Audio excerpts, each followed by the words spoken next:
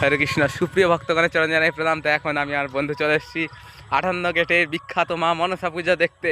তা আপনারা প্যান্ডেলটা দেখতেই পাচ্ছেন, কত সুন্দর না প্যান্ডেলটি হয়েছে। কেমন হয়েছে, আপনাদের কেমন লাগছে কমেন্টে জানাবেন। এবার আমরা ভিতরে প্রতিমা দর্শন করতে যাব। তো প্রতিমা এখন আমরা দর্শন করছি মাকে, আপনারা দর্শন করুন। মা খুবই জাগ্রত, সবার মনস্কামনা পূর্ণ করবেন। তো দেখতেই পাচ্ছেন আমরা প্রতিমা দর্শন করে নিলাম। এবার আমরা চারিদিক প্যান্ডেলটা আপনাদের দেখিয়ে দিলাম, ভিতরেরটা কেমন হয়েছে। আমরা একটু ছবি তুলে দিলাম। বাইরে এসে আমরা এবার মেলার দিকে হাঁটা শুরু করলাম।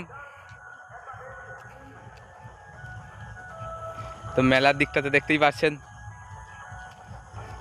মেলায় খুবই লোকজন হয়েছে। এই যে এখানে মালা আরে সব বিক্রি হচ্ছে, ভিন্ন রকম জিনিস আছে, বলে শেষ করা যাবে না। আর ভিড়ও হয়েছে প্রচুর। কালকে আবার যাবো। এখানে ভিন্ন রকমের আইসক্রিম, জুস, ফলের রস, ফুচকা। আপনারাও চলে আসবেন 58 গেটে মনসা পুজো দেখতে। ভীষণ বড় মেলা। এখন মেলা প্রায় শেষের পথে, এই বৃহস্পতিবার মেলা শেষ। তার আগে আপনারা ঘুরে আসবেন। নাগরদোলাও আছে, ব্রেক ডান্স, ট্রেন, অনেক ধরনের খেলনার দোকান। খুবই ভিড় হয়েছে মেলায় বলতে গেলে। এখানে ভিন্ন রকম যাবতীয় জিনিস রয়েছে, 10 টাকার 5 টাকারও জিনিস রয়েছে, ভিন্ন রকম কানের দুল রয়েছে, অনেক রকম জিনিসই রয়েছে মেলায় প্রায়। আমরাও ঘুরলাম তাই মেলায়।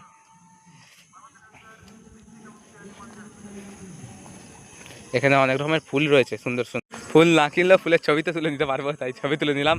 সুন্দর, আমার তো বেশ ভালোই লাগলো ফুলগুলো দেখে। আপনাদের কেমন লাগলো জানাবেন।